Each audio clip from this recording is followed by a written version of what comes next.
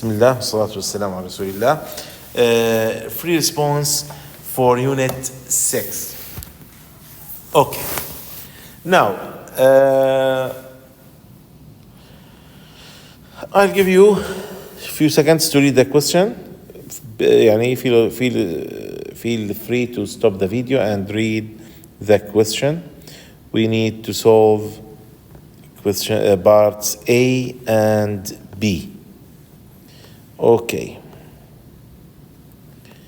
Now, so for part A, we need to derive an expression for the angular speed omega of the block rod system immediately after the collision. So we have a block, and this block is moving to the right. This block is moving to the right, and it hits the rod, stick together, and then go up to this point.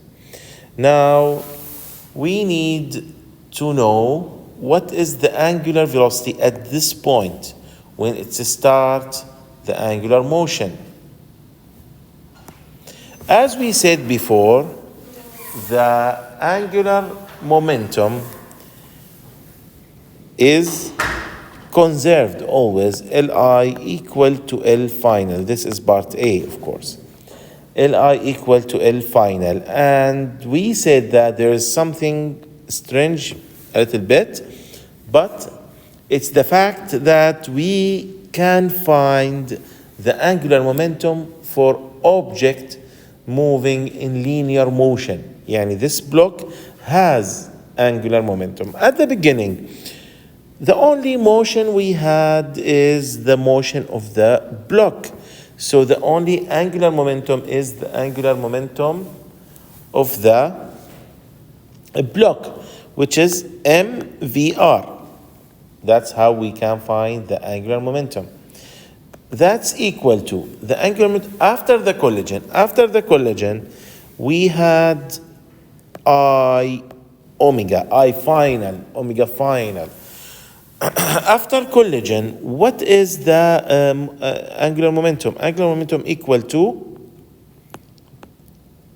angular inertia, equal to the angular inertia of the rod plus the angular inertia of the block. That means 2 over 3 ml squared plus ml squared multiplied by omega final. And let's emphasize that the angular inertia for the rod is given in the problem itself. Now, let's complete. MVR equal, adding those will give us 5 over 3 ml squared times W final. Now we can cancel M with M. We can cancel L squared with R, actually because R equal to L.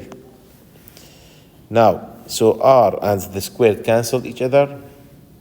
Now we have, after that, we can say omega final equal 3 over 5 V over L. This is the omega, or the angular velocity after collision. Now, let's go to part B. Try to solve part B. Part B show that the change in height h of the bottom of the rod can be given by the equation h3 v squared over 20g. Now, to find this, we need to use the conservation of energy. I mean, kinetic energy at the beginning plus potential energy at the beginning, or let's use U as potential energy at the beginning, equal to kinetic energy at final plus potential energy at final. Now the initial point is this point, the final point is this point. Let's be aware of this. The initial is this point, the final is that point. So this is I and this is F. Now, initially we have only kinetic energy, we don't have any potential energy. So 1 over 2 I omega squared equal. Finally, we had only potential energy with zero kinetic energy, so only mgh. Let's make it M capital.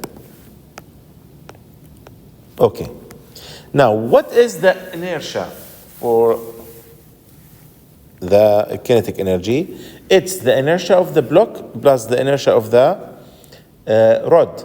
So it is 2 over 3 ml squared plus ml squared. This is the total inertia multiplied by omega squared. That's equal to, what is the mass? Also, it's the mass of both, is 2m plus m times g times h. Now, using the calculations here, we will have 5 over 6 ml squared, and instead of omega, we can use whatever we found here. So instead of omega, we can use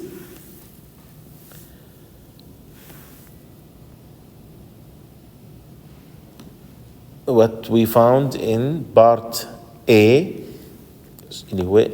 3 over 5 V over L squared.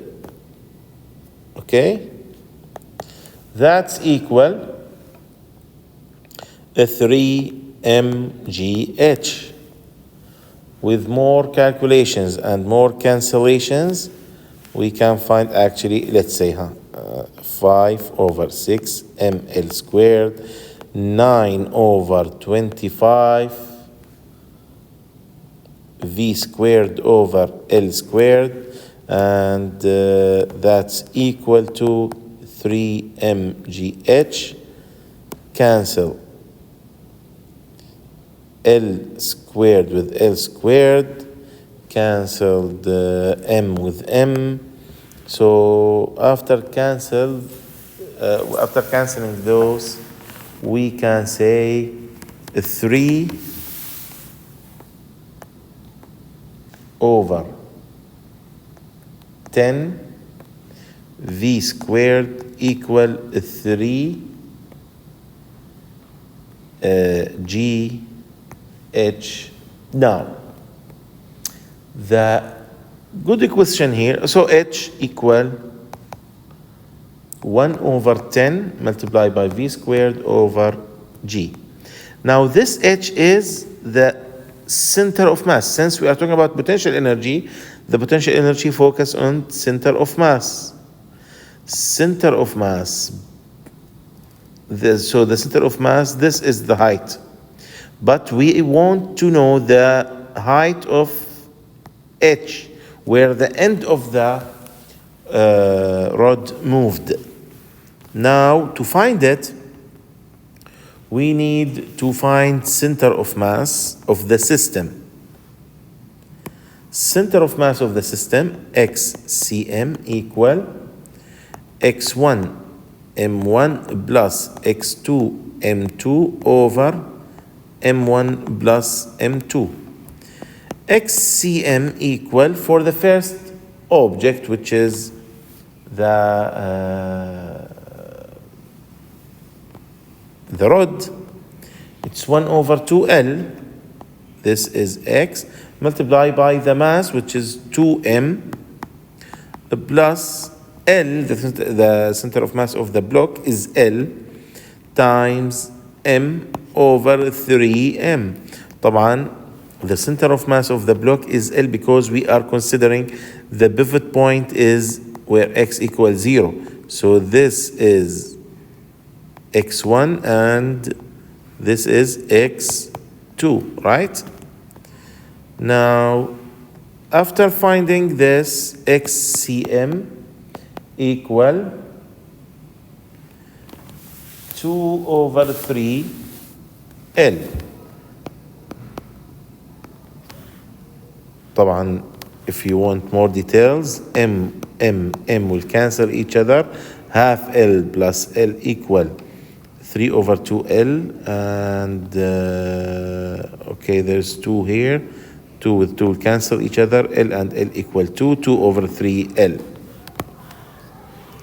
Now, this is xcm. Now,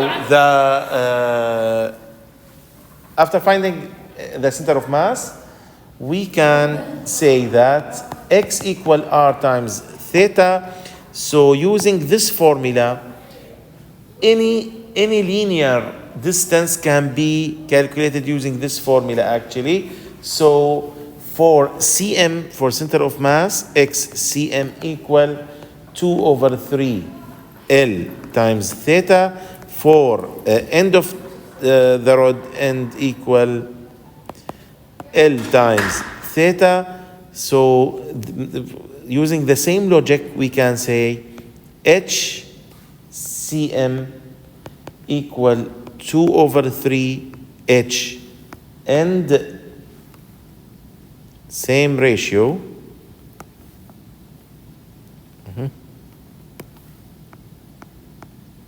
Now take this and substitute it here.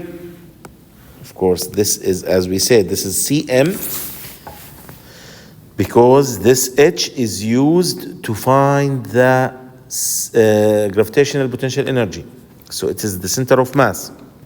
And instead of that, we can write 2 over 3 H, and that's equal to 1 over 10 multiplied by V squared over G. Then H end equal 3 over 20 V squared over G. This is the final answer. Thank you for listening. I will make another video for the multiple choices.